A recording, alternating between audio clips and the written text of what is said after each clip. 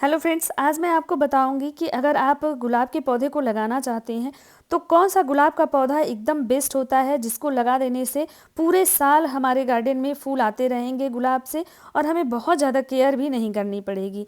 क्योंकि हम जानते हैं कि जो हाइब्रिड रोज़ आते हैं उनमें बहुत ज़्यादा केयर की ज़रूरत होती है और थोड़ा सा भी अगर हम केयरलेस होते हैं तो वो पौधा बहुत आसानी से सूख जाता है। इसलिए अगर आप पूरे साल खुशबू चाहते हैं और ऐसे फूल चाहते हैं तो आप देसी वाले गुलाब को ऐड करिए अपने गार्डन में। लेस टू केयर होता है, बहुत ज़्यादा ध्यान देने की ज़रूरत नहीं होती है इस पौधे को। छोटे छोटे कुछ टिप्स होते हैं जिनको बता देती हूँ, अगर समय समय पे हम फॉलो करते हैं तो इस तरह से कलियाँ और फूल हमेशा आते रहेंगे, चाहे वो गर्मी हो चाहे बरसात हो। और सर्दियों में तो हमेशा ही गुलाब फूलों से भरे रहते हैं। तो हमें क्या करना होगा कि जो भी इस तरह से फूल लगते हैं, देखिए जगह जगह से मैं पिंच करके इनको हटा देती हूँ। जैसे ही फूल सूखने लगे गुलाब के पौधे के तो उन फूलों को तोड़ लीजिए या वहाँ से पिंच कर दीजिए, क्योंकि वो एक्स्ट्रा एनर्जी लेते हैं पौधे से। इसके अलावा जो भी ब्रांचेस मेच्योर दिखें, जैसे कि ये ब्रांच आप देख सकते हैं इसमें फूल लग चुके हैं, अब इस वाली ब्रांच में कोई भी फूल नहीं लगेंगे, तो अब इस वाली ब्रांच को हम काट करके हटा देंगे। ऐसी जितनी भी ब्रांचेज हैं हमारे गुलाब के पौधे में जो मेच्योर दिख रही हों उनको एकदम नीचे से, मतलब जहाँ से वो निकलते हैं वहाँ से काट करके निकालना है हमें। इनको काट देने के बाद ऐसी नई नई ब्रांचेज निकलेंगी और इन ब्रांचेज से जो है नई कलियाँ लगेंगी और ढेर सारी कलियाँ लगेंगी, आप देख सकते हैं।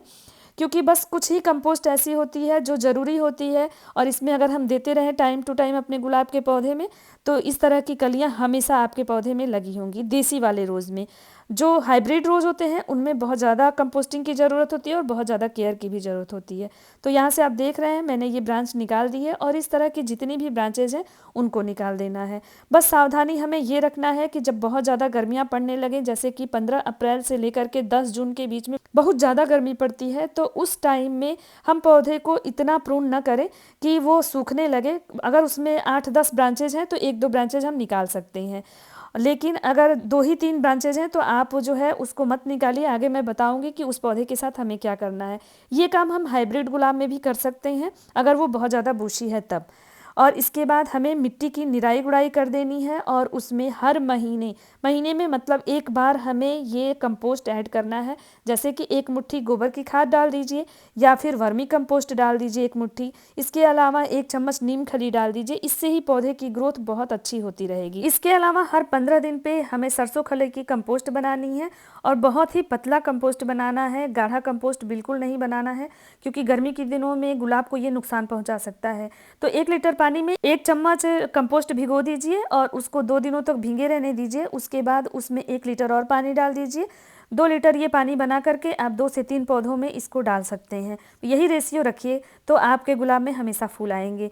आपके हाइब्रिड वाले जो रोज होते हैं उनकी ब्रांचेस भी आप काट सकते हैं अगर वो बूशी हो, और नहीं बूशी हो तो इस तरह से ऊपर से बस पिंच कर दीजिए। ज़्यादा इसकी प्रूनिंग नहीं करनी होती है, नहीं तो गर्मियों में ये बहुत तेज़ी से सूख जाते हैं।